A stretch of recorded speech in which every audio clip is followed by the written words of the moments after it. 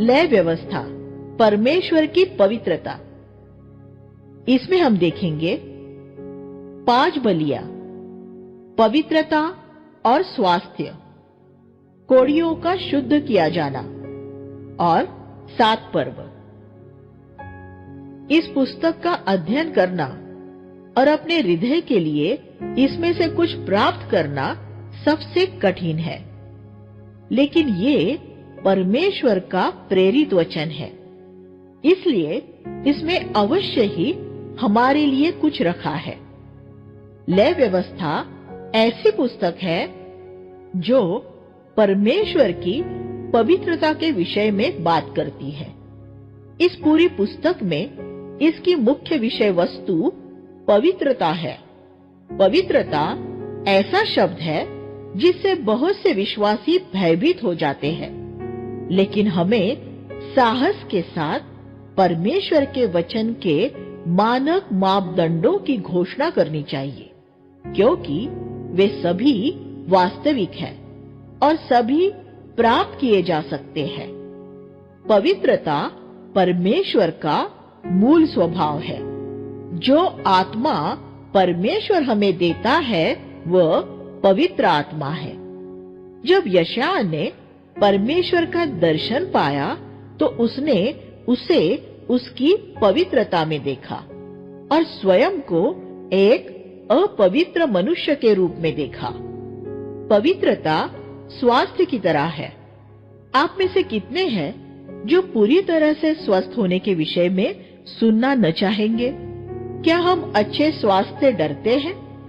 नहीं, तो हम आत्मा में पूरी तरह स्वस्थ होने से क्यों डरते हैं, जो कि हमारे शरीर के स्वास्थ्य से ज्यादा जरूरी है? पाप एक बीमारी की तरह है। हम यही बात लय व्यवस्था की पुस्तक में देखते हैं। प्रभु ने इसमें पवित्रता के विषय में और स्वास्थ्य के विषय में निर्देश दिए हैं। दोनों एक समान है। एक आत्मा के लिए है, एक देह के लिए है। जो पवित्रता देह के लिए है उसे हम स्वास्थ्य कहते हैं। जो स्वास्थ्य आत्मा और जीव के लिए है उसे हम पवित्रता कहते हैं। इसलिए हमें पवित्रता के इस भय से मुक्त होने की जरूरत है और हमें उस जगह पर आने की जरूरत है जहां हमें पूरी तरह स्वस्थ होने से ज्यादा पूरी तरह पवित्र होने की जरूरत है। जैसे हम अपनी देह में पूरी तरह सभी रोगों से मुक्त रहना चाहते हैं, वैसे ही हम में ये भी इच्छा होनी चाहिए कि हम आत्मा में हमें दूषित करने वाले सभी पापों से मुक्त रहे। जैसे हम बीमारी को नहीं सहते, वैसे ही हमें पाप को नहीं सहना है। गंदे विचारों को सहना ऐसा ही है जैसे टीबी या कोढ़ की बीमारी को सहना। क्रोध को ये कहते हुए सहना कि ये मेरी कमजोरी या मेरा मिजाज है, और इस तरह उसे हमारे जीवन में रहने देना ऐसा ही है जैसे एड्स या किसी गुप्त रोग को हमारी देह में रहने देना। पाप और रोग एक समान है। उदाहरण के तौर पर लय व्यवस्था में परमेश्वर ने इजरायलियों को बताया कि ऐसे व्यक्ति के साथ कैसा व्यवहार करना है जिसे कोढ़ या इसी प्रकार का कोई दूसरा चर्म रोग हुआ हो। इस पुस्तक में वह एक प्रकार का पाप है, और जो विधियां यहाँ दी गई है वह ऐसी ही है जैसे पाप के लिए दी गई है। पवित्रता और पवित्र शब्द का उल्लेख इस पुस्तक में लगभग 100 बार किया गया है, जो इस बात पर जोर देना है कि पवित्रता इस पुस्तक की मुख्य विषय वस्तु है।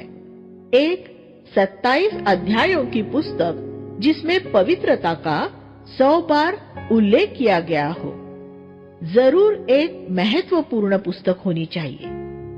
लेकिन बाइबल की दूसरी पुस्तकों की तरह इस पुस्तक में कोई कहानियां नहीं है। इसमें बहुत से दिलचस्प पद या प्रतिज्ञाएं भी नहीं है, लेकिन इसमें बलियों और पर्वों आदि के विषय में काफी विस्तृत विवरण है। मैं इस पुस्तक के कुछ महत्वपूर्ण भाग आपके सामने लाकर उनकी व्याख्या करना चाहता हूँ। मैं इस पुस्तक में वर्णित कुछ बलियों और पर्वों की भी व्याख्या ये जानने के लिए करूंगा कि नई वाचा के इस युग में वे हमारे लिए किस तरह प्रासंगिक है। इब्रानियों की पत्री से हम जानते हैं कि परमेश्वर ने सभी भेंटों और बलियों को पूरा कर दिया है, लेकिन वे सभी भेंटें और बलियां क्योंकि मसीह और हमारी तरफ इशारा करती थी, इसलिए ये जानना अच्छा है कि वे हमारे लिए कैसे प्रासंगिक है।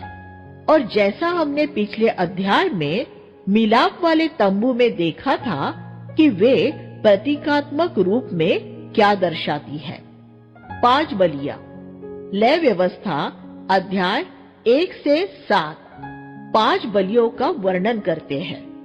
ये सभी मसीह और उसके सिद्ध जीवन और मृत्यु की तरफ इशारा करते हैं। परमेश्वर ये नहीं चाहता कि हम सिर्फ मसीह की मृत्यु के विषय में ही विचार करें, बल्कि ये भी कि हम उसके सिद्ध जीवन के विषय में भी विचार करें, क्योंकि यहाँ कुछ ऐसे बलियों का भी वर्णन है जिनमें लहू नहीं बहाया गया है।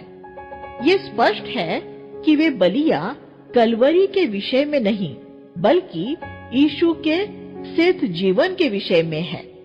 ये दर्शाता है कि परमेश्वर चाहता है कि हम उसके जीवन के विषय में भी सोचें।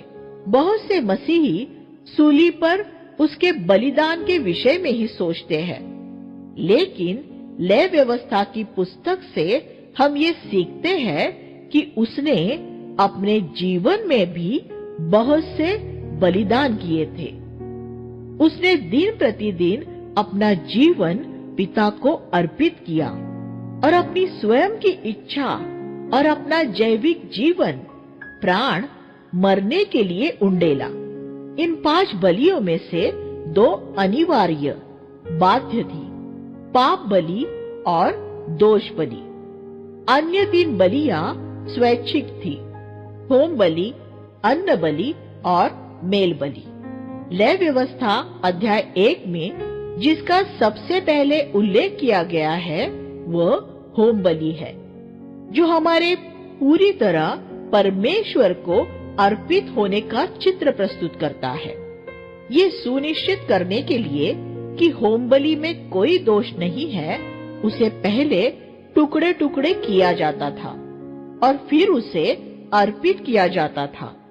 इसमें लोग अपनी आर्थिक स्थिति के अनुसार बैल, भेड़, बकरी या एक पिंडुकी या कबूतर भी भेंट चढ़ा सकते थे, लेकिन ये जरूरी था कि हर एक बलि दोष रहित हो।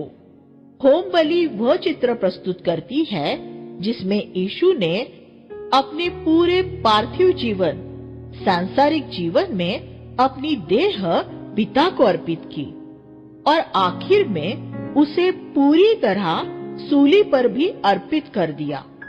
पृथ्वी पर अपने पूरे जीवन भर हर एक परीक्षा में उसने अपनी देह को पूर्ण रूप में शुद्ध रखा और सूली पर बलि के रूप में पिता को अर्पित कर दिया। अगर यीशु ने अपने 33.5 साल के जीवन में एक भी दाग धब्बा लगने दिया होता तो परमेश्वर सूली पर उसके स्वयं को अर्पित करने को स्वीकार न करता। इस वजह से ही भूखा होने पर भी उसने पत्थरों को रोटी नहीं बनाया था।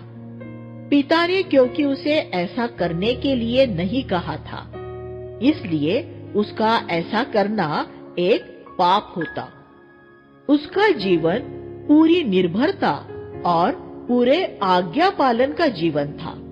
यीशु ने पिता की आवाज सुने बिना कभी कुछ नहीं किया था। चाहे अपनी भूख मिटाने के लिए वो पत्थर को रोटी बना देने जैसा हानि रहित काम भी क्यों ना हो, परमेश्वर हमें इस स्तर पर आज्ञाकारी होने के लिए बुलाता है। और यही वजह थी कि यीशु का जीवन ऐसा जयवंत था, और यही वजह थी कि पिता उससे प्रसन्न था। एक अन्य उदाहरण देखें, लूका 4:38 से 42 में हम एक नगर में एक बड़ी जागृति के विषय में पढ़ते हैं। अगली सुबह लोगों ने उससे आग्रह किया कि वह वहीं रुका रहे और जागृति सभाएं जारी रखे, लेकिन यीशु ने कहा नहीं। क्यों? क्योंकि इससे पहले कि वह लोगों से मिले, वह जंगल में अपने पिता से मिला था और उसने अपने पिता को ये कहते हुए सुन लिया था कि उसे किसी दूसरी जगह जाना है। इसलिए वह भीड़ के दबाव के सामने नहीं झुका और जहां पिता ने उसे जाने के लिए कहा वह वहां चला गया। अगर भीड़ के दबाव में आकर उसने वहां जागृति सभाएं जारी रखी होती तो वह पाप करता। क्या आपको पाप के विषय में ऐसी समझ प्राप्त हो गई है? हम में से कितने ऐसे हैं जो ये विश्वास करेंगे कि जागृति सभाएं आयोजित करना पापमय हो सकता है? यीशु पाप के प्रति ऐसी संवेदनशीलता के स्तर पर रहता था। हम पाप के विषय में अक्सर ये सोचते हैं कि वह क्रोधित होना, अश्लील विचार करना, ईर्ष्या करना या कड़वाहट से भर जाना आदि होता है। ये भी पाप है, लेकिन ये प्राथमिक शाला स्तर है। यीशु पाप के साथ सर्वोच्च डॉक्टरेट स्तर पर, पीएचडी लेवल पर संघर्ष कर रहा था। क्या आप जानते हैं कि अगर आपने परमेश्वर की ओर से किसी स्थान पर सभा में बोलने की बुलाहट नहीं पाई और फिर भी आप वह करते हैं तो आप पाप करते हैं। लेकिन परिपक्वता के इस स्तर पर हम एक ही दिन में नहीं पहुंच सकते। हमें एक कक्षा से दूसरी कक्षा में क्रमिक रूप से वर्ष प्रतिवर्ष आगे बढ़ते हुए उन्नत होना है, धीरे धीरे प्रगति करनी है। और हम जैसे जैसे आगे बढ़ेंगे हम पाएंगे कि जिन बातों को हमने पहले पाप के रूप में नहीं जाना था अब वे हमारे लिए पाप बन गए हैं। जब हमारे लिए पाप अति पापमय हो जाता है, रोमियो 7:13, तो हम निश्चित रूप में जान सकते हैं कि हम आत्मिक रूप में बढ़ रहे हैं। इसलिए जब हम यीशु की तरफ देखते हैं तो हम सिर्फ कलवरी पर उसकी मृत्यु के विषय में ही नहीं सोचते, बल्कि उसके पूरे जीवन के विषय में सोचते हैं, जिसमें उसने अपने आप को पिता को ये कहते हुए पूरी तरह से सौंप दिया था, तूने मेरे लिए एक देह तैयार की है और इस देह में, हे मेरे परमेश्वर, मैं तेरी इच्छा पूरी करने आया हूँ। इब्रानियों 10वां अध्याय 5 और 7। यीशु ने अपनी देह में एक बार भी अपनी इच्छा पूरी नहीं की, सिर्फ पिता की इच्छा को ही पूरा किया था। अपने आप को होम बलि के रूप में अर्पित करने का ये अर्थ होता है। पौलुस ने रोमियो 12:1 में हमें यही करने के लिए उत्साहित किया है। हे भाइयों, तुम अपने शरीरों को जीवित, पवित्र और ग्रहण योग्य बनाकर परमेश्वर को अर्पित कर दो कि तुम परमेश्वर की सिद्ध इच्छा को मालूम कर सको, वैसे ही जैसे यीशु ने जाना था। ये होम बलि परमेश्वर को अर्पित की जाती थी और उसे पूरी तरह जला दिया जाता था। बाइबल कहती है कि ये प्रभु के लिए सुखदायक सुगंध वाली अग्नि बलि ठहरेगी। 1:17 अर्थात एक ऐसी बात जिससे परमेश्वर प्रसन्न होता है। ये मेरा प्रिय पुत्र है जिससे मैं अति प्रसन्न हूँ। पौलुस ने कहा कि उसके जीवन का लक्ष्य यही था कि वह प्रभु को प्रिय लगता रहे। 2 कुरिन्थियों 5:9 जब हम अपनी देह परमेश्वर को अर्पित करते हैं तब ये कहना बहुत आसान होता है, प्रभु मैं अपनी देह पूरी तरह तुझे अर्पित करता हूँ। लेकिन जब तक हमें उसे काट कर उसके टुकड़े नहीं करते तब तक हमें ये पता ही नहीं चलता कि हमने उसे अर्पित किया भी है या नहीं। ये हो सकता है कि हम अपने आप को धोखा दे रहे हो, जैसा होमबलि के साथ किया जाता था। उस देह को काटने और उसका एक एक टुकड़ा अर्पित करने का क्या अर्थ होता था? इसका अर्थ यही है कि हम अपनी देह के एक एक अंग को एक एक टुकड़े के रूप में परमेश्वर को अर्पित करते हैं। हम कहते हैं, प्रभु ये मेरी आंखें हैं, मैंने बहुत सालों तक इन्हें शैतान और अपने लिए इस्तेमाल किया है और इनसे ऐसी बहुत सी बातें देखता और पढ़ता रहा जिनसे तू क्रोधित हुआ है। लेकिन अब मैं अपनी आंखों को वेदी पर रख रहा हूँ। अब इन आंखों को मैं दोबारा ऐसी किसी बात को देखने और पढ़ने के लिए इस्तेमाल नहीं करूंगा जिन्हें तू देखना या पढ़ना नहीं चाहता। मैं इन आंखों से अब कभी पाप नहीं करना चाहता।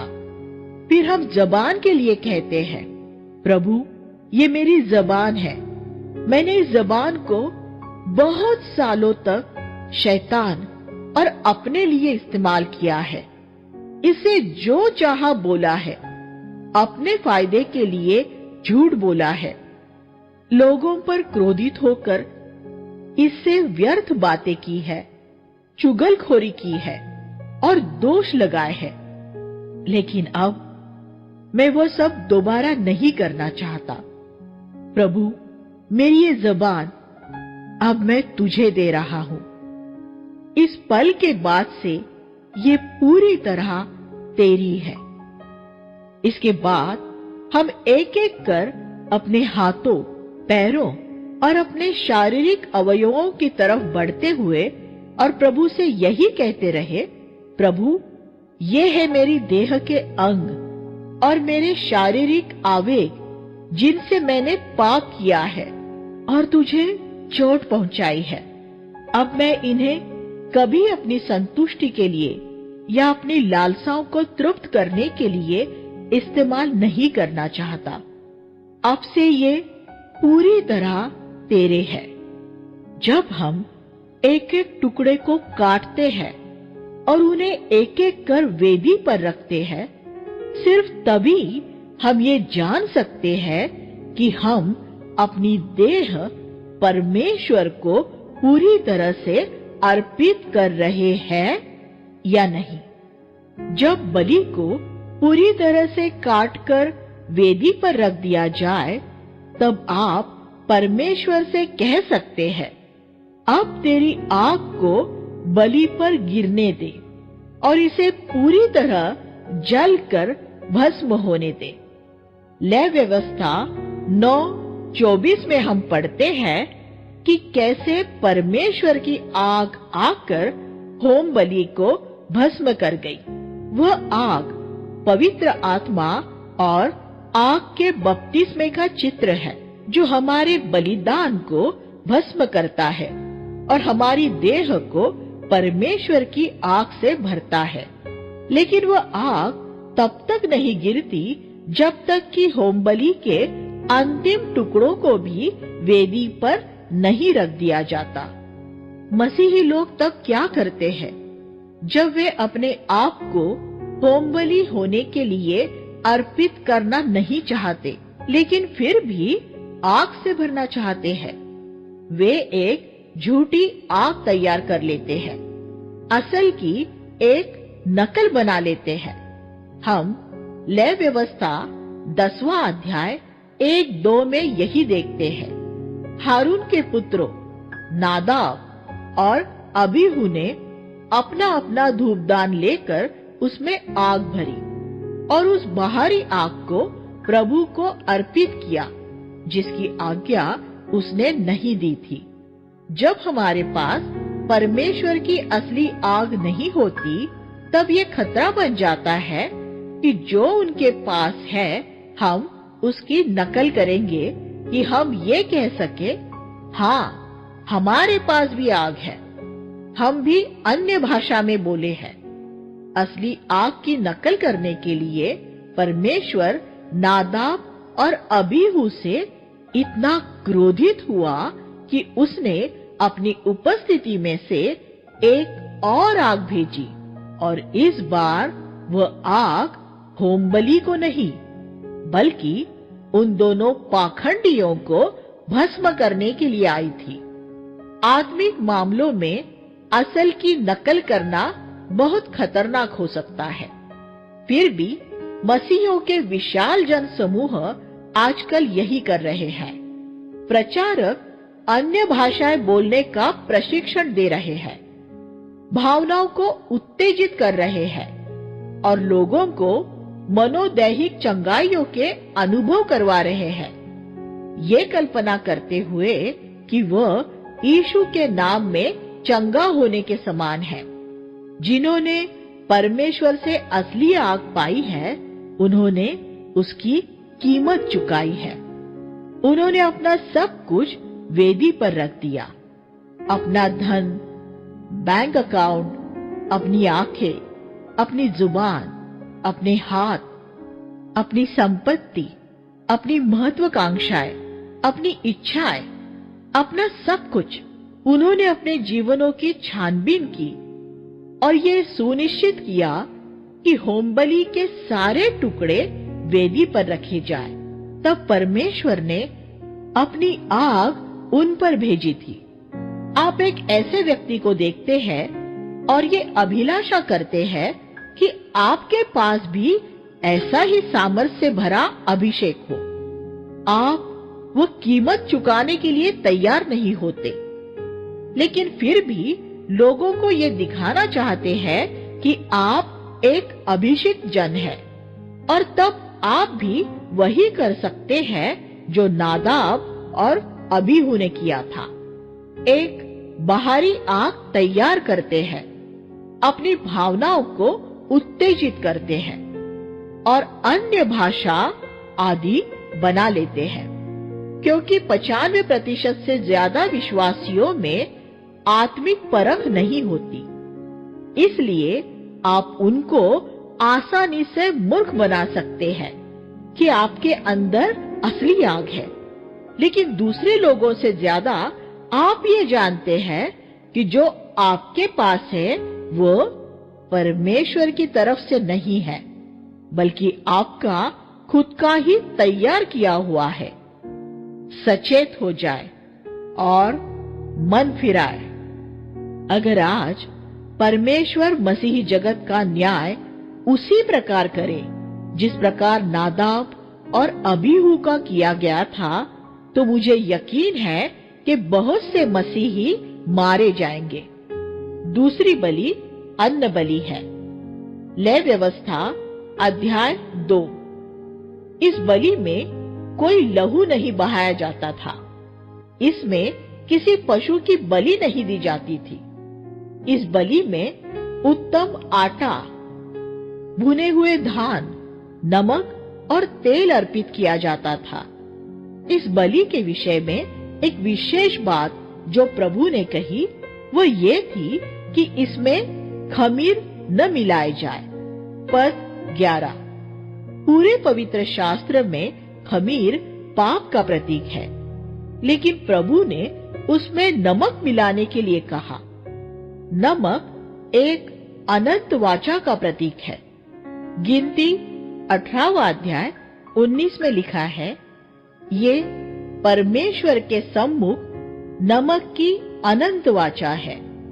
बाइबल में आप जहां भी नमक अर्पित किए जाने के विषय में पढ़े, जिसका उल्लेख नई वाचा में यीशु ने भी किया है, तो याद रखिए कि वह गिनती की पुस्तक की इस वाचा से जुड़ा है। नमक का इस्तेमाल वस्तुओं को एक लंबे समय तक सुरक्षित रखने के लिए किया जाता है। इसीलिए प्रभु उन बातों के उल्लेख के लिए इसका इस्तेमाल करते हैं जो अनंत की बातें हैं।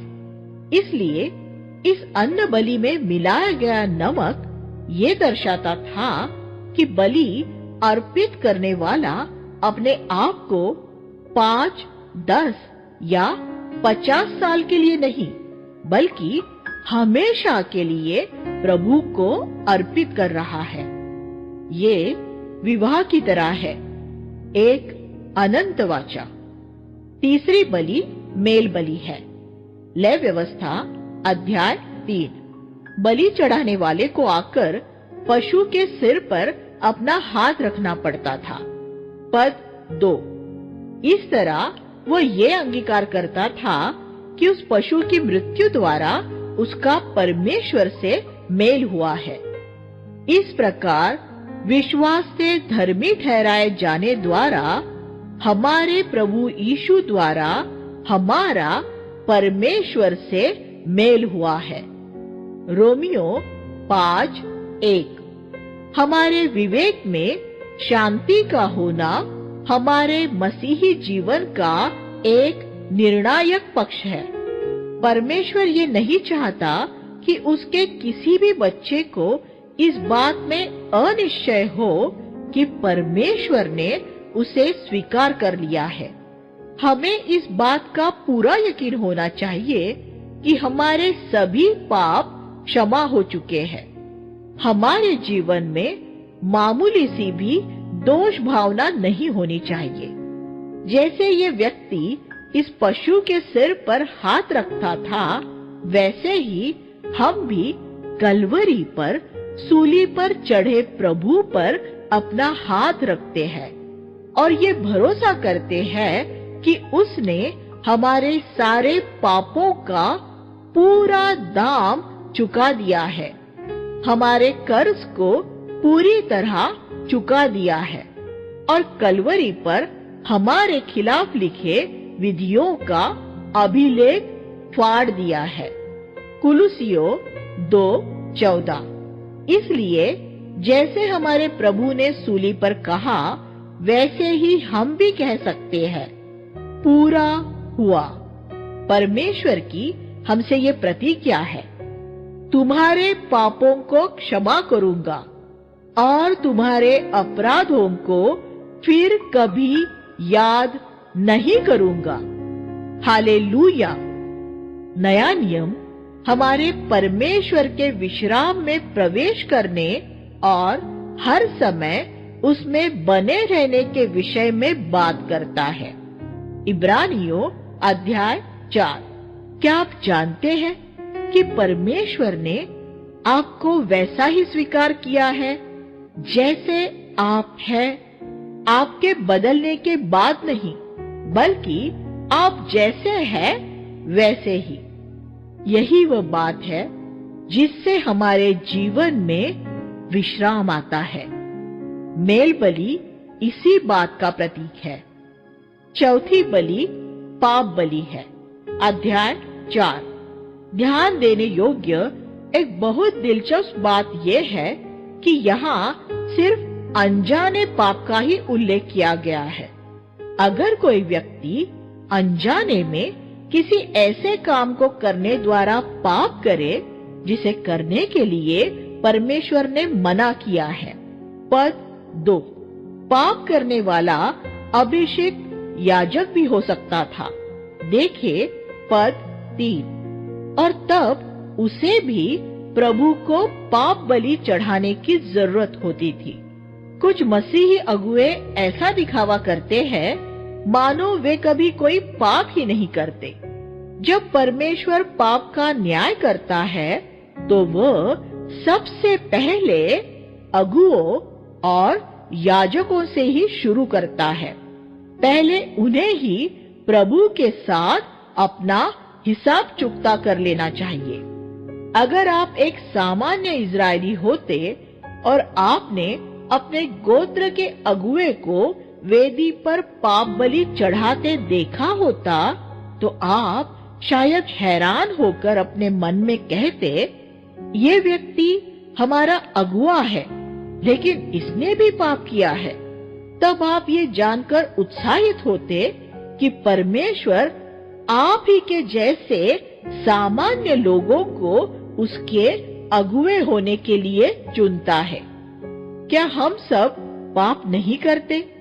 क्या पृथ्वी पर कोई ऐसा मनुष्य है जो पाप नहीं करता?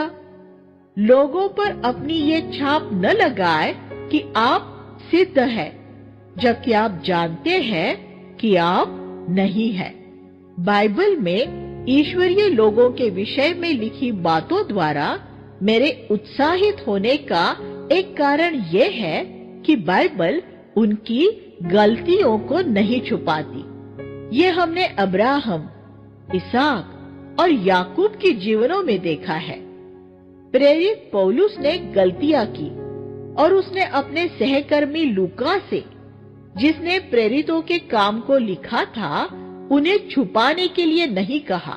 इसलिए उसने ईमानदारी से ये लिख दिया कि पौलुस बरनबास से लड़ा, उसने तीमुथियुस का खतना किया, उसने एक यहूदी मन्नत पूरी करने के लिए अपना सिर मुंडवाया और अपने जीवन के अंत में वह यहूदी महायाजक पर चिल्लाया आदि। ये बातें हमें उत्साहित करने के लिए लिखी है कि हम ये समझे कि परमेश्वर के महान जनों ने भी गलतियां की थी और वे भी पाप में गिरे थे। लेकिन अधिकांश आधुनिक आत्मकथाएं कभी पूरा सत्य प्रकट नहीं करती। वे उन पुरुषों को ऐसा दर्शाती है जैसे उन्होंने जीवन में कभी कोई गलती ही नहीं की है। ऐसे जीवन किसी को उत्साहित नहीं करते। लेकिन पवित्र शास्त्र बाइबल इस मामले में ईमानदार है। अगुए पाप करते हैं और उन्हें परमेश्वर और मनुष्य दोनों के साथ बाकी सभी मनुष्यों की तरह हिसाब चुकता करना पड़ता है। मैं अगुओं से ये नहीं कह रहा हूँ कि वे सबके बीच में अपने पापों का अंगीकार करें, नहीं, लेकिन मैं ये कह रहा हूँ कि आप लोगों पर ऐसी छाप न लगाए कि आप कभी कोई गलती नहीं करते। अगर आप अपनी कलीसिया में किसी से भी कभी क्षमा याचना नहीं करते तो अपनी ऐसी ही छवि बना रहे हैं। व्यक्तिगत रूप से मुझे बहुत बार अपनी पत्नी से, अपने बच्चों से, कलीसिया में अपने लोगों से और मेरे सबसे छोटे बेटे से भी और छोटे युवाओं से भी क्षमा याचना करनी पड़ी है। और ऐसा करने का एक ही कारण रहा है, मैं परमेश्वर नहीं हूँ। सिर्फ एक ही व्यक्ति है जिसे कभी किसी से क्षमा मांगने की जरूरत नहीं होती और वह स्वयं परमेश्वर है। इसलिए अपने आप को दीन करें और उनसे क्षमा मांगे जिन्हें आपने दुख पहुंचाया है। वे आपका पहले से ज्यादा सम्मान करेंगे। जब एक अभिषिक्त महायाजक पाप करता था तो उसे तंबू के द्वार पर एक पाप बलि लानी पड़ती थी। पद 4, ये वह निजी या गुप्त रूप में ये कहते हुए नहीं कर सकता था, मैं एक अभिषिक्त याजक हूँ और ऐसा करने से मेरी छवि सबके सामने खराब हो जाएगी। उसे वही सबके सामने तंबू के द्वार पर अपने पाप का अंगीकार करना पड़ता था। उसे बछड़े के सिर पर अपना हाथ रखकर अपने पाप का अंगीकार करना पड़ता था। और उस बछड़े का कुछ लहू लेकर पवित्र स्थान के पर्दे के आगे खड़े होकर 7 बार प्रभु के आगे छिड़कना पड़ता था। पद 4, 13 और 14 में एक दिलचस्प बात है जिस पर ध्यान देने की जरूरत है। अगर इज़राइल की पूरी मंडली पाप करे और वह पाप पूरी मंडली से छुपा रहे और उनसे वो पाप हुआ हो तो वह भी एक बछड़ा लेकर आए। यहाँ 2 पाप बलियों का उल्लेख किया गया है। एक अगुए के लिए जिसने पाप किया है 4:22 और एक सामान्य व्यक्ति के लिए जिसने पाप किया है 4:27। जब एक सामान्य व्यक्ति पाप करता था तो उसे सिर्फ एक बकरी लानी पड़ती थी 4:28, जो बहुत महंगी नहीं होती थी। लेकिन जब पूरी मंडली पाप करती थी तो उसे एक बैल का बछड़ा लाना पड़ता था जो महंगा होता था। अगर याजक पाप करता था तो उसे भी एक बछड़ा लाना पड़ता था। ये ध्यान देने योग्य है कि पाप करने वाले याजक की बलि और पाप करने वाली मंडली द्वारा दी जाने वाली बलि की भेंट एक जैसी थी। एक अगुए का पाप करना एक सामान्य व्यक्ति का पाप करना नहीं था। नहीं, वह पूरी मंडली के पाप करने के समान था। दोनों को ही एक बछड़ा लाना होता था। बहुत लोग ये नहीं समझ पाते कि परमेश्वर सभी एक जैसे पापों को एक जैसी नजर से नहीं देखता। जब एक अभिषिक्त अगुआ कोई पाप करता है और एक सामान्य व्यक्ति वो पाप बिल्कुल उसी तरह करता है तो वे दोनों पाप परमेश्वर की नजर में एक जैसे पाप नहीं होते। एक अभिषिक्त याजक का पाप ज्यादा गंभीर होता है, उसे एक बछड़ा लाना पड़ता है, जबकि सामान्य व्यक्ति को सिर्फ एक बकरी लानी पड़ती है।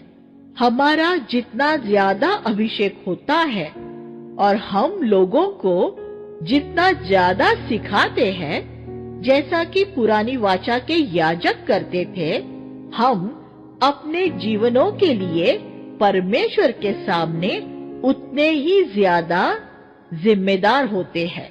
जिसे ज्यादा दिया गया है उससे ज्यादा मांगा भी जाएगा। लूका 12:48।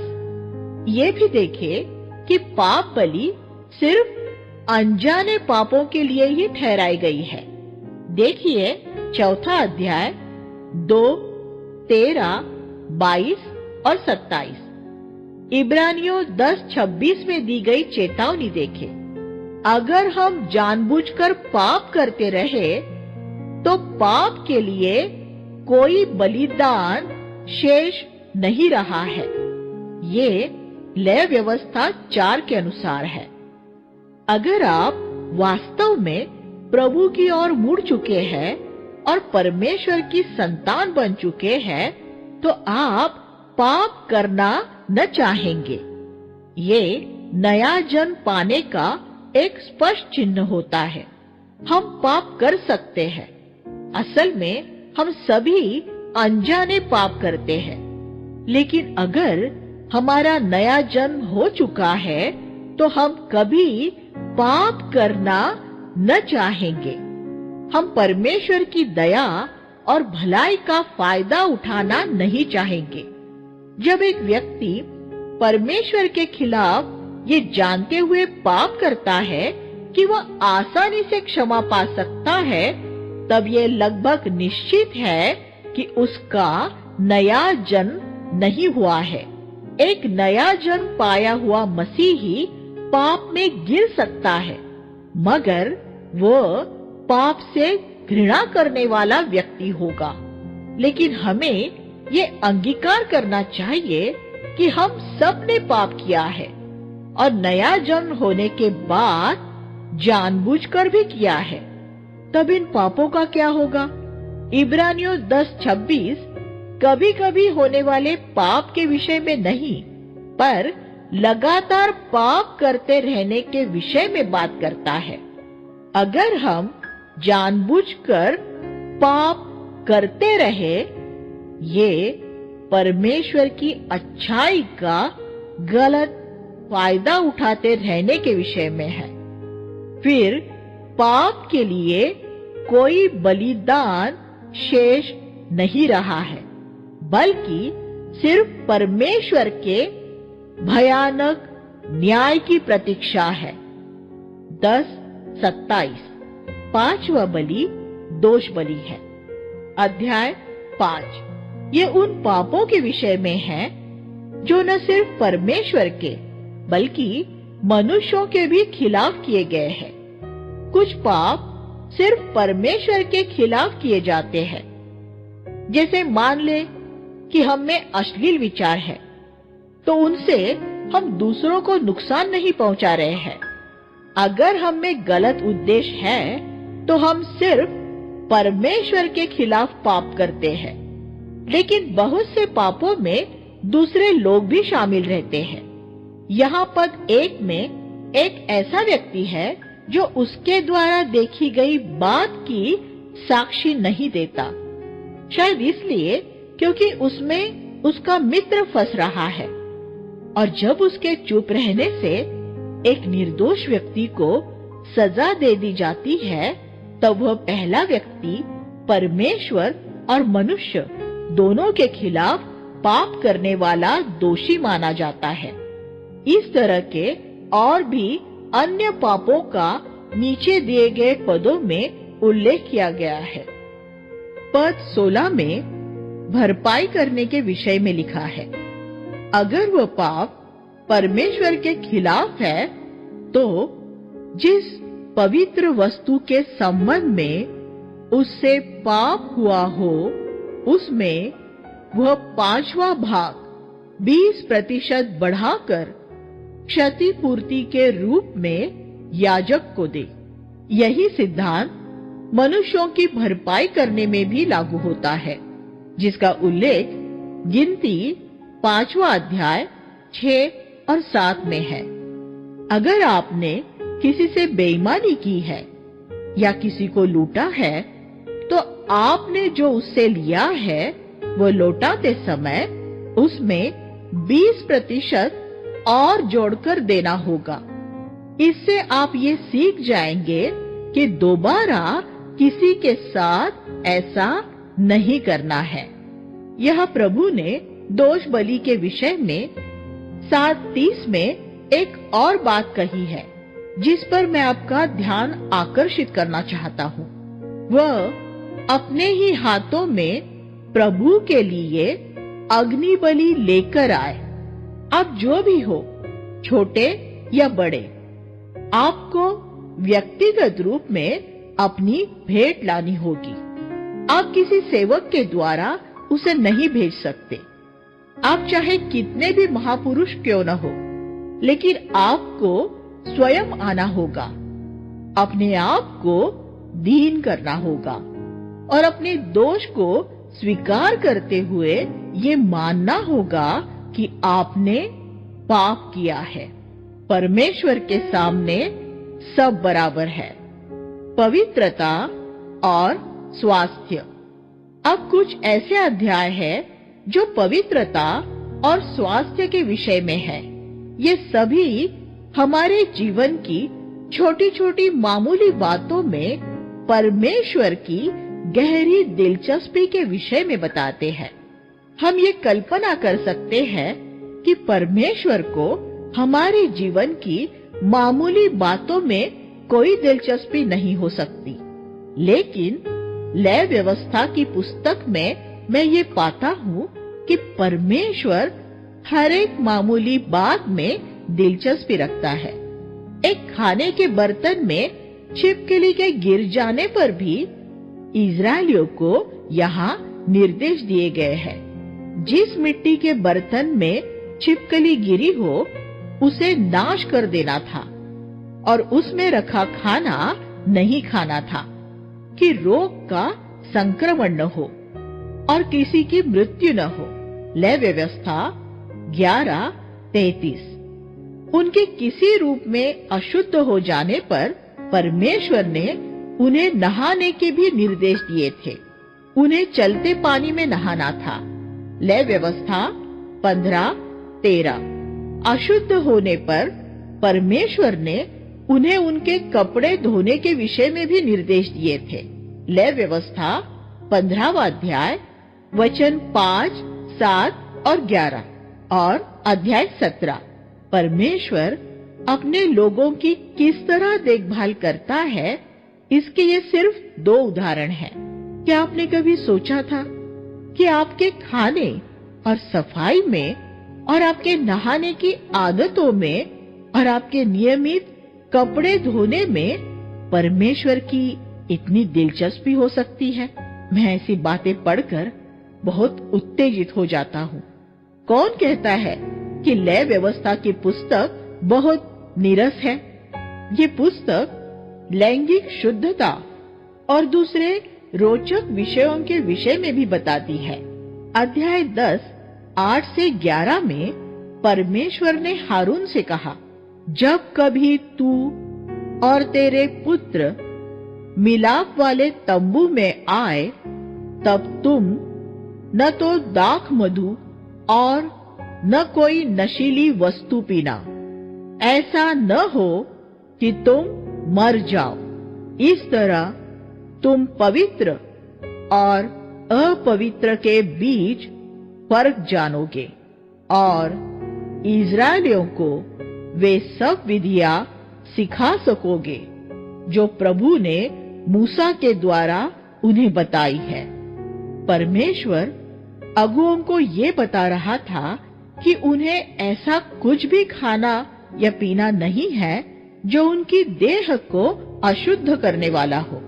अगुए होते हुए उन्हें अपने आचरण अनुकरणीय रूप में निर्दोष रखने थे। अध्याय 11 में परमेश्वर ने उन्हें उन पशुओं के विषय में बताया जो शुद्ध और अशुद्ध थे, जिन्हें वे खा सकते थे और जिन्हें वे नहीं खा सकते थे। इस भाग से मैंने ये सीखा कि स्वर्ग में विराजमान परमेश्वर हमारे खाने पीने में दिलचस्पी रखता है, कि हमारे खाने पीने में भी अच्छी आदतें होनी चाहिए। 1 कुरिन्थियों 10:31 में बाइबल कहती है, इसलिए अगर तुम खाओ या पियो या जो कुछ भी करो, सब परमेश्वर की महिमा के लिए करो। खाने और पीने के विषय में लय व्यवस्था का मूल संदेश ये है, ऐसा कुछ भी न खाओ या पियो जो देह के लिए अच्छा नहीं है। मुझे यकीन है कि प्रभु अपने बच्चों को उस हानिकारक खाने पीने जंक फूड के विषय में बहुत कुछ कहना चाह रहा होगा जो वे आजकल खा पी रहे हैं। स्वच्छता के विषय में भी बहुत से नियम हैं, जैसे 11:30-33 में अगर मिट्टी के किसी पात्र में कोई जंतु मरकर गिर जाए तो पात्र में जो कुछ भी है वह अशुद्ध ठहरे और तुम उस पात्र को तोड़ देना। और अगर अशुद्ध वस्तुओं को शुद्ध करने वाला पानी किसी खाने योग्य चीज पर गिर जाए तो वो सब खाना अशुद्ध ठहरे। 11:34 परमेश्वर यहाँ इस्राएलियों को स्वच्छता की आदतें और साफ सुथरी जीवन शैली अपनाने के लिए कह रहा है। हम स्वास्थ्य के नियमों का उल्लंघन करके ये प्रार्थना नहीं कर सकते, प्रभु मुझ पर कृपा कर और मुझे चंगा कर दे। ये मूर्खता है। अगर आप परमेश्वर द्वारा बनाए स्वच्छता के नियमों का उल्लंघन करके बीमार पड़ते हैं तो इसके लिए आप स्वयं जिम्मेदार हैं।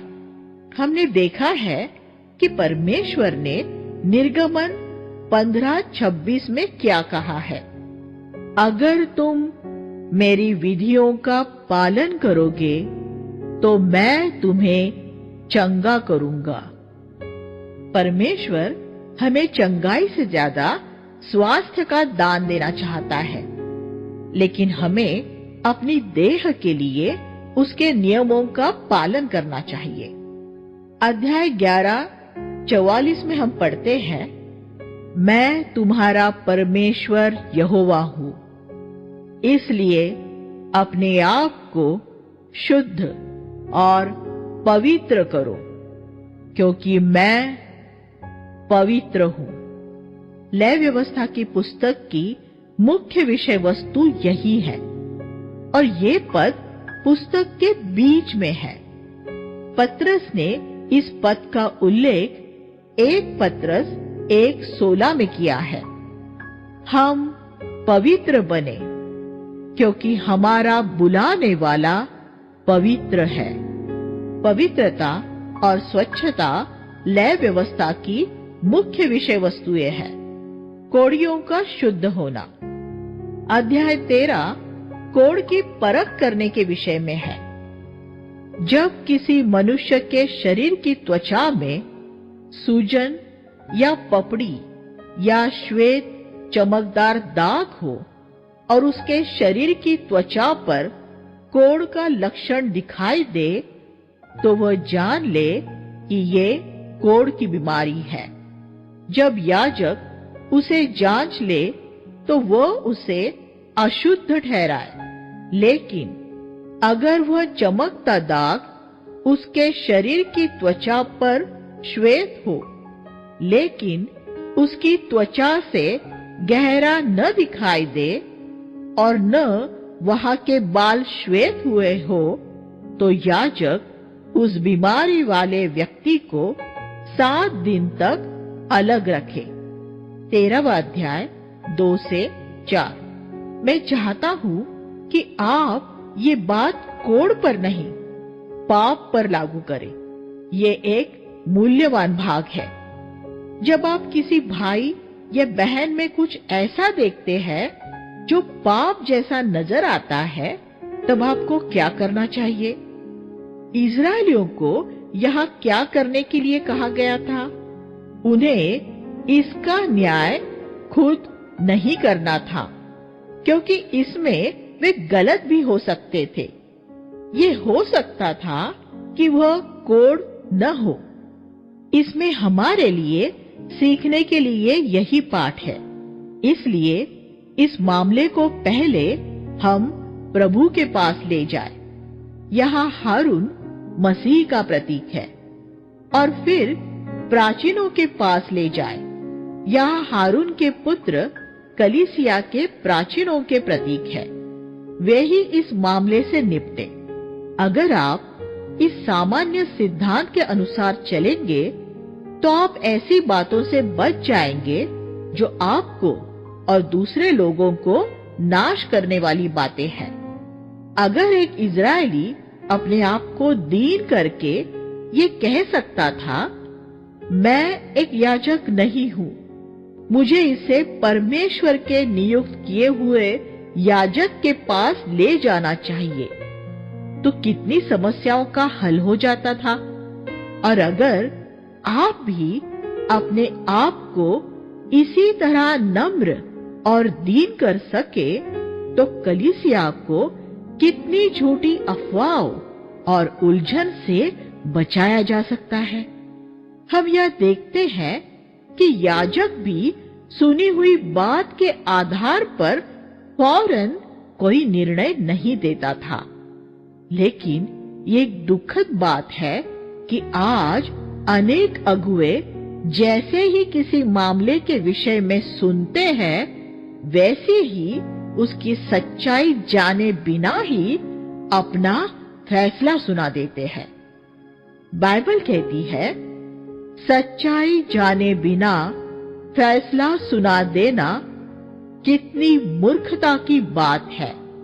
नीति वचन 18:13 लिविंग बाइबल। याजक यह उस व्यक्ति को ध्यान से जांचता है, उसके हर एक हिस्से की छानबीन करता है, उससे सवाल पूछता है, और सिर्फ तभी वह ये फैसला करता था कि वह मामला कितना गंभीर है। अगर सभी प्राचीनों ने यहाँ सिखाए गए इस साधारण से सिद्धांत का पालन किया होता तो सभी कलीसियाओं में कितनी शांति बनी रहती। प्रभु कहता है, सावधान रहे। ये हो सकता है कि वह उतना गंभीर न हो जितना आपने सोचा है, या वह उससे भी ज्यादा गंभीर हो सकता है। इसलिए उस व्यक्ति को ध्यानपूर्वक जांचे और ये माने कि मनुष्य अपनी जांच में गलती भी कर सकता है और फिर उसके शुद्ध और अशुद्ध होने का फैसला करे। अगर एक व्यक्ति को कोढ़ी के रूप में छावनी में से बाहर निकालना पड़े तो ऐसा करे। हर एक कलीसिया में इसी तरह से अनुशासन बनाए रखना चाहिए। सावधानी से जांचने के बाद अंततः अगर एक भाई को कलीसिया से बाहर निकालना है तो उसे निकाल दिया जाए। पहली बार जांचने पर कभी-कभी याजक किसी निश्चित निष्कर्ष पर नहीं पहुंच पाता। तब वह कहता था, मैं यकीन के साथ नहीं कह सकता कि ये एक गंभीर मामला है या नहीं। हम 7 दिन तक इंतजार करते हैं और मैं उसकी दोबारा जांच करूंगा। पद 4। किसी भाई या बहन में जब हम ऐसा कुछ देख लेते हैं जो हमें गलत लगता है तो हम इंतजार नहीं करना चाहते, लेकिन परमेश्वर ये नहीं चाहता, न पुरानी वाचा में और न नई वाचा में, कि निर्दोष लोगों को दंडित किया जाए। हमें यहाँ एक और बहुत जरूरी बात देखने की जरूरत है। याजक का लक्ष्य हमेशा यही होता था कि वह एक दिन कोढ़ी को स्वस्थ रूप में छावनी में वापस ला सके।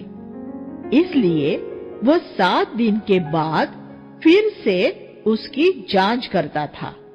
उसे जांचने के बाद अगर वह संतुष्ट नहीं होता था तो वह उस व्यक्ति को 7 दिन के बाद फिर लाने के लिए कहता था, और अगर उसे रोग के लक्षण दूर हुए नजर आते थे तो वह कहता था, प्रभु की स्तुति हो, ये अब शुद्ध हो गया है, अब ये स्नान कर सकता है, अपने कपड़े धो सकता है और छावनी में वापस आ सकता है। पद 4 से 6। लेकिन अगर वह शुद्ध नहीं होता था तो छावनी के दूसरे लोगों की सुरक्षा के लिए उसे छावनी से बाहर अलग रखा जाता था। निस्संदेह याजक उसे कुछ समय बाद फिर से जांचता था। क्या आप यहाँ याजक का मनोभाव देख रहे हैं? उसका लक्ष्य यही होता था कि जहाँ तक संभव हो वह उस व्यक्ति को शिविर के अंदर ही रखे। कोई दूसरा उपाय न रह जाने पर ही वह उसे शिविर से बाहर निकालता था। और यीशु ने कहा कि एक गलती करने वाले भाई के प्रति हमारा भी यही मनोभाव होना चाहिए, अपने भाई को जीत लाने का मनोभाव। मत्ती 18:15।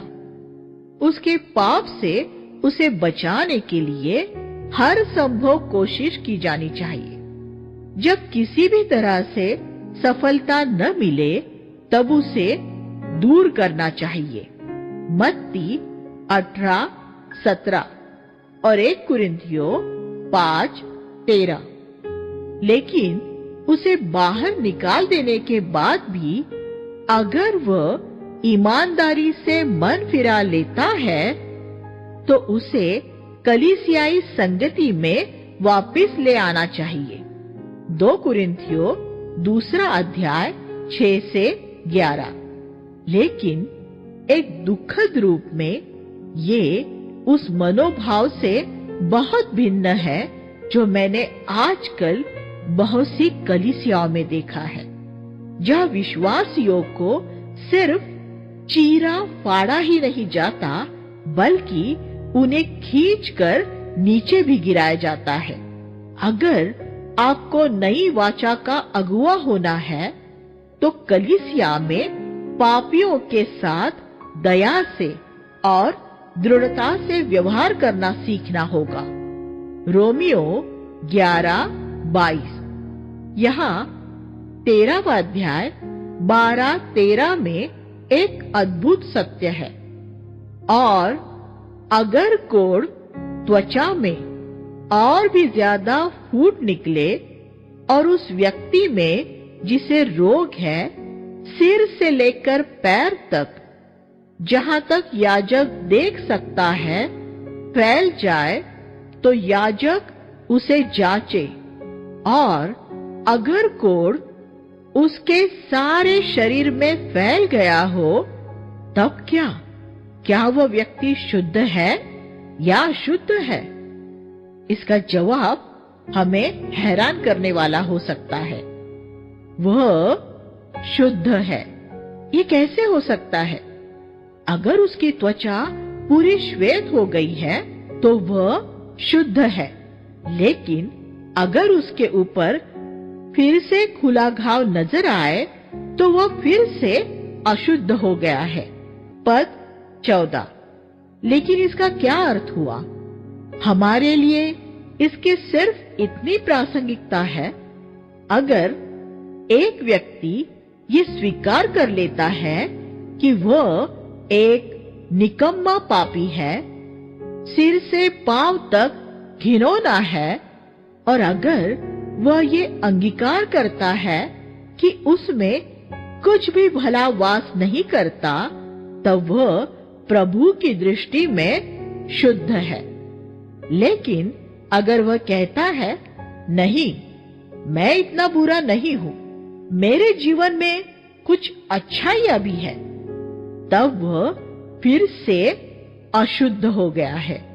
आपको मालूम है कि जब लोगों से ये कहा जाता है कि बाइबल ऐसा कहती है कि वे पूरी तरह से निकम्मे और ऐसे घिनौने पापी हैं जो नरक की आग में फेंके जाने के अलावा और किसी काम के नहीं है, तो उनकी प्रतिक्रिया कैसी होती है? वे कहते हैं, मैं इतना बुरा तो नहीं हूं, मेरे जीवन में कुछ अच्छी बातें भी हैं। ऐसा व्यक्ति परमेश्वर की नजर में अशुद्ध है। लेकिन अगर उसकी प्रतिक्रिया ये होती है, परमेश्वर की बात पूरी तरह सच है, मेरे शरीर में कुछ भी भला वास नहीं करता, मेरे सबसे अच्छे काम भी बुरे उद्देश्यों से किए जाते हैं, मैं पूरी तरह से सड़ा हुआ हूं। दूसरे शब्दों में, अगर वह अपने आप को बिल्कुल भी सही नहीं ठहराता तो वह परमेश्वर की नजर में पूरी तरह शुद्ध है। ये सुसमाचार की खुशखबरी है। यही वजह है कि दुष्ट खूनी और वेश्याएं भी, जिनकी पूरी त्वचा कोड़ी हो गई थी, प्रभु द्वारा क्षमा किए गए, लेकिन उनकी अपनी खुदी में धर्मी फरीसियों को उसने क्षमा नहीं किया। उन फरीसियों के धुले घाव, उनके अपने स्व समर्थन, खुद में धर्मी होने द्वारा वे अशुद्ध हो गए थे। अध्याय 14 में हम इस कोड़ी के शुद्ध किए जाने के विषय में पढ़ते हैं। इसके पद 14 में हम एक अद्भुत बात पाते हैं। कोड़ी के शुद्ध हो जाने पर याजक दोष बलि में से कुछ लहू लेकर उसकी एक बूंद शुद्ध हो चुके कोड़ी के दाहिने कान के सिरे पर, एक बूंद दाहिने हाथ के अंगूठे पर और एक बूंद उसके दाहिने पैर के अंगूठे पर लगाता है। ये मसीह के लहू द्वारा हमारे पूरी तरह शुद्ध हो जाने को दर्शाता है। अगर आप लय व्यवस्था 8:23 को देखेंगे तो आप पाएंगे कि मूसा ने हारून के साथ, जो महायाजक था, यही किया था। दूसरे शब्दों में, जो विशेषाधिकार महायाजक के पास था, वही इस कोढ़ी को भी दिया गया था। सुसमाचार का संदेश ये है कि हमसे, जो ऐसे गंदे और घिनौने पापी है, परमेश्वर उतना ही प्रेम करता है जितना प्रेम वो यीशु से करता है, और हमें उतना ही स्वीकार करता है जितना यीशु को करता है। ये अविश्वसनीय और अद्भुत है, लेकिन फिर भी ये सत्य है। पद 17 और 18 में हम कोढ़ी के शुद्ध किए जाने की प्रक्रिया में हम 2 और विधियों के विषय में पढ़ते हैं। पहली कि याजक उन्हीं 3 जगहों पर दाहिने कान के सिरे, दाहिने हाथ का अंगूठा और दाहिने पैर के अंगूठे पर तेल की एक बूंद लगाता था। ये पवित्र आत्मा से नया जन्म पाने का प्रतीक है। और फिर याजक बाकी के तेल को शुद्ध हो चुके कोढ़ी के सिर पर उंडेल देता था। ये पवित्र आत्मा के बपतिस्मे का हम पर पवित्र आत्मा के उंडेले जाने का प्रतीक था। ये वास्तव में एक अद्भुत सुसमाचार है। एक कोढ़ से भरा पापी सिर से लेकर पैर तक पहले मसीह के लहू द्वारा शुद्ध ठहराया जाता है, पवित्र आत्मा द्वारा नया जन्म पाता है, और फिर उस पर पवित्र आत्मा उंडेला जाता है। यही लय व्यवस्था 14वां अध्याय 17-18 में हमें पवित्र आत्मा की सेवकाई की पूर्व छाया नजर आती है। हमें नया जन्म देना और हमें सामर्थ से भरना। तो हम जो शुद्ध हो चुके कोढ़ी है, लहू की बूंद और तेल की बूंद से ही संतुष्ट न हो जाए। हम अपने सिरों पर तेल के उंडेले जाने के लिए भी तैयार रहे। लय व्यवस्था की पुस्तक में हमें इन सब का और इनसे भी ज्यादा बातों का चित्रण मिलता है। जिसे आपने एक नीरस पुस्तक समझा था, वह आपकी कल्पना से ज्यादा रोचक साबित हुई है। यहाँ अन्य सामान्य बातों का भी उल्लेख किया गया है, जैसे बूढ़े लोगों का आदर करना, परदेशियों के प्रति दया भाव रखना और ज्योतिष शास्त्र और तांत्रिक विद्या आदि को अस्वीकार करना आदि, जो हमारे प्रतिदिन के जीवन में व्यापक रूप से लागू होती है। अध्याय 21, 16 से 24 में हमें बताया गया है कि जो भी व्यक्ति अपंग है, वो हारून के घराने का होने पर भी याजक नहीं हो सकता। इससे हम सीखते हैं कि अगर एक व्यक्ति परमेश्वर की संतान है और फिर भी उसके जीवन में कुछ दोष या अपंगता, अंगीकार रहित पाप है, तो वह एक अगुआ या प्राचीन नहीं हो सकता। परमेश्वर के सेवकों को ऐसी अपंगता या दोष से मुक्त होना चाहिए। परमेश्वर ऐसे लोगों के लिए बहुत ऊंचे मापदंड तय करता है, जो लोगों के सामने उसके प्रतिनिधि के रूप में खड़े होते हैं। पुरानी वाचा में वे सारे मापदंड शारीरिक थे, क्योंकि उनके अगुओं को इज़राइल की अगुवाई एक शारीरिक राज्य में करनी थी। हमारे समय में ये सारे मापदंड आत्मिक है, क्योंकि हमें परमेश्वर के लोगों की अगुवाई एक आत्मिक राज्य में करनी है। 7 पर्व। अध्याय 23 में हम उन 7 पर्वों के विषय में पढ़ते हैं जो परमेश्वर ने इज़राइल की प्रजा के लिए ठहराए थे। लय व्यवस्था के आरंभिक भाग में हमने 5 बलियों के विषय में पढ़ा। परमेश्वर अपने लोगों को ये सिखाना चाहता था कि धर्म कोई नीरसता से भरा काम नहीं है, वह एक आनंदित और उत्साहित करने वाली बात थी, ऐसी बात जिसका वे आनंद के साथ अभ्यास कर सकते थे। इसलिए उसने उनके लिए ये पर्व या भोज ठहराए। एक इब्रानी शब्द जिसका अनुवाद पर्व के रूप में किया गया है, हैग, नृत्य है, और परमेश्वर यही चाहता है कि उसके लोग आनंद से नाचे। यह 7 अंक का विशेष महत्व है। हर एक 7वें दिन, हर एक 7वें साल और हर एक 7 गुना 7 के बाद आने वाला साल 50वां साल एक पर्व का समय होता था। ये सभी पर्व प्रतिवर्ष अप्रैल और अक्टूबर के महीनों के बीच में मनाए जाते थे। परमेश्वर ने साल का एक ऐसा समय भी तय किया था जिसमें मौसम साफ रहता था और किसान खेतों में व्यस्त नहीं होते थे, और वे सभी इन पर्वों के लिए यरूशलेम जा सकते थे।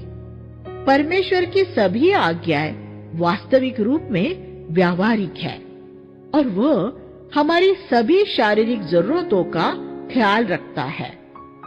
सभी 7 पर्वों की सूची इस प्रकार है। 1. विश्राम दिन। सब ये प्रति सप्ताह काम के 6 दिनों के अंत में आता था। इस दिन कोई काम नहीं किया जाता था। ये दिन जैसे आदम ने अपना पहला दिन बिताया था, परमेश्वर के साथ संगति में बिताने का दिन था। ये उस विश्राम का प्रतीक है जिसमें मसीह हमें उस रिश्ते में ले आता है जो हमारा परमेश्वर के साथ है। 2. फसह का पर्व। फसह का पर्व पहले महीने के 14वें दिन मनाया जाता था, जिसमें वे उस दिन को याद करते थे जिसमें उनके पूर्वजों को मेमने के लहू द्वारा बचाया गया था, जो मसीह के लहू द्वारा हमें शैतान के राज्य से छुड़ाए जाने का चित्र है। 3.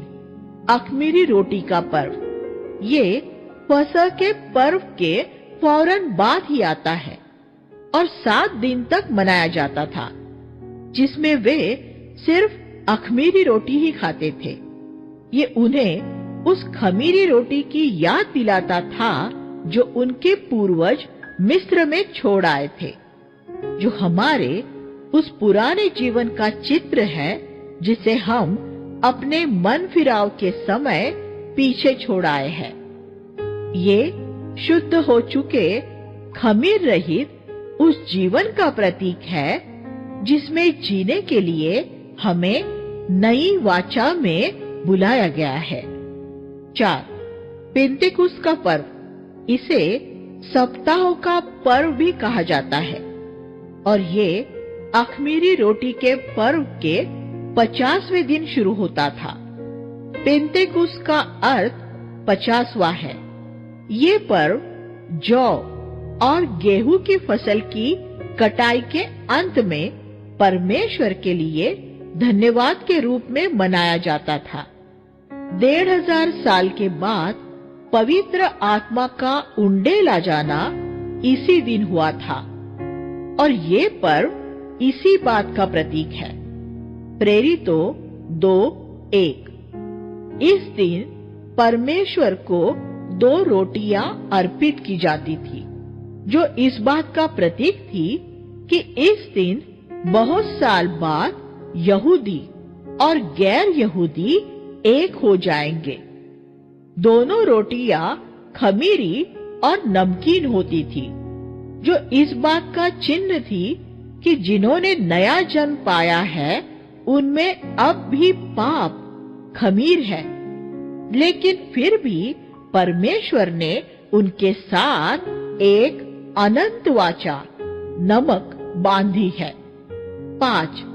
नरसिंगों का पर्व। ये 7वें महीने की शुरुआत होती थी और वे इज़राइल को आराधना के लिए एकत्रित करने के लिए, युद्ध के लिए और कभी-कभी आगे कूच करने के लिए इस्तेमाल करते थे।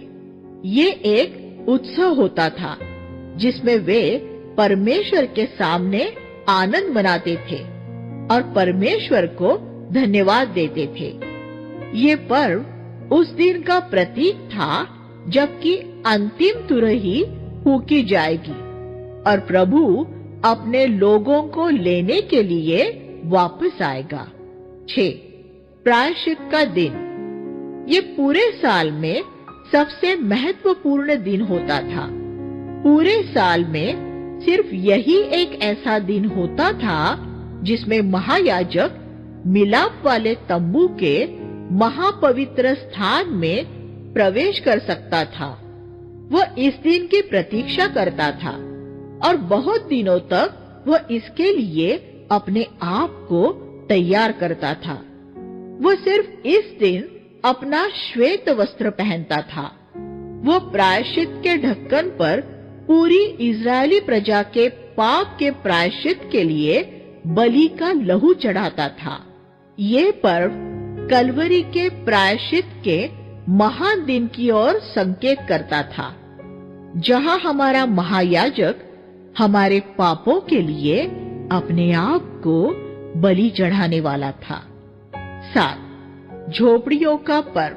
इसे डेरों का पर्व भी कहा जाता था, जिसमें इज़राइली लोग 7 दिन तक छोटे छोटे डेरों में रहते थे और अपने आप को ये याद दिलाते थे कि उनके पूर्वज कैसे जंगल में भटकते रहे थे। इस तरह वे उन अच्छे घरों के लिए परमेश्वर को धन्यवाद देते थे जिनमें वे अब रहते थे। हमारे लिए भी ये अच्छा रहेगा अगर हम साल में एक सप्ताह इस तरह से रहे, जिससे कि हम अपने अच्छे घरों की छोटी छोटी तकलीफों के विषय में शिकायत करना छोड़ सके। ये पर्व उस समय का प्रतीक है जब परमेश्वर का राज्य पृथ्वी पर उतर आएगा और उसमें यीशु राजा के रूप में राज करता होगा। इन सभी 7 पर्वों में अख़मीरी रोटी का पर्व, पेंतेकुस्त और झोपड़ियों का पर्व सबसे महत्वपूर्ण थे, जिनमें पुरुषों को यरूशलेम जाना पड़ता था। व्यवस्था विवरण 16:16। इन पर्वों के अलावा अन्य विश्राम दिन सब्त भी होते थे। हर एक 7वां साल भूमि के लिए विश्राम का सब्त होता था, जिसमें इज़राइली न तो अपने खेतों में बोते थे और न दाख की बारी को छांटते थे। लय व्यवस्था 25:4। प्रभु ने उन्हें चेतावनी दी थी कि अगर उन्होंने इस आज्ञा को तोड़ा तो वह उनके शत्रुओं को ये अनुमति दे देगा कि वे उन्हें अपना गुलाम बनाकर अपने देश में ले जाए, जिससे कि भूमि पर अपने विश्राम का सब्त मना सके।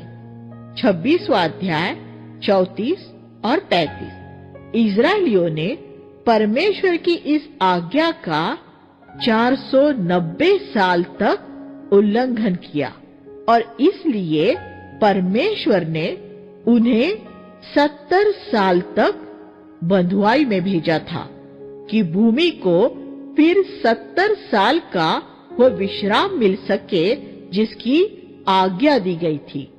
दूसरा इतिहास 36, 20 और 21। अगर हम परमेश्वर के वचन के प्रति गंभीर नहीं होंगे तो हमें उसके परिणाम भुगतने पड़ेंगे। अध्याय 27 में उन लोगों को निर्देश दिए गए हैं जो प्रभु को स्वेच्छा बलि चढ़ाना चाहते हैं, कोई मन्नत मानना चाहते हैं या उसे कुछ अर्पित करना चाहते हैं। पद 2, अब तक लेवी व्यवस्था में प्रभु ने इस्राएलियों को उसके लिए विशेष बलियां चढ़ाने के लिए आज्ञा दी थी। ये अनिवार्य थी, लेकिन प्रभु ने उन्हें एक कृतज्ञता से भरे हृदय में से स्वेच्छा बलि करने का भी विशेषाधिकार दिया था। वे परमेश्वर को अपना घर दे सकते थे। पद 14, अपने पूर्वजों की संपत्ति में से कुछ हिस्सा दे सकते थे। पद 16, या उनका खरीदा हुआ खेत दे सकते थे। पद 22, या अपने पशु दे सकते थे। और अगर बाद में वे उन्हें वापस लेना चाहे तो प्रभु ने उसके लिए भी उन्हें निर्देश दिए थे कि वे उन्हें कैसे छुड़ा सकते थे। सामान्य रूप में उन्हें उसके मूल्य का 20% ज्यादा देना पड़ता था। पद 15, 19, 27 और 31। पुस्तक के अंतिम 3 पदों में 27वां अध्याय 32 से 34 में इस्राएलियों को लालच से बचाने के लिए हम कुछ रोचक बातें पढ़ते हैं।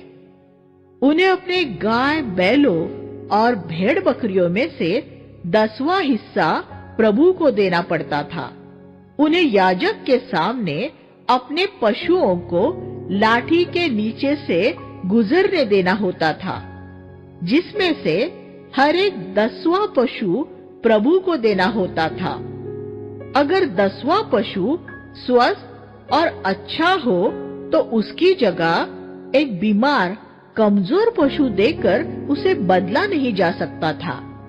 वे पशुओं को एक एक कर गिनते जाते थे और जो भी 10वां पशु होता था वह प्रभु का होता था, चाहे वह अच्छा हो या बुरा। परमेश्वर को देने में उन्हें ठंडा, चालाक या कंजूस नहीं होना था। उन्हें प्रभु के प्रति धनवान होकर उसे आनंद से देना होता था कि प्रभु उसका ही दिया हुआ सब कुछ और भरपूर आशीष के साथ उन्हें लौटा सके। आइए हम प्रार्थना करें। हे पिता परमेश्वर, हम आपके धन्यवाद करते हैं कि आपने आपकी पवित्रता हमें सिखाई। हमें मदद कीजिए ताकि हम भी इस पवित्रता में चले। प्रभु यीशु के नाम से मांगते हैं, आमीन।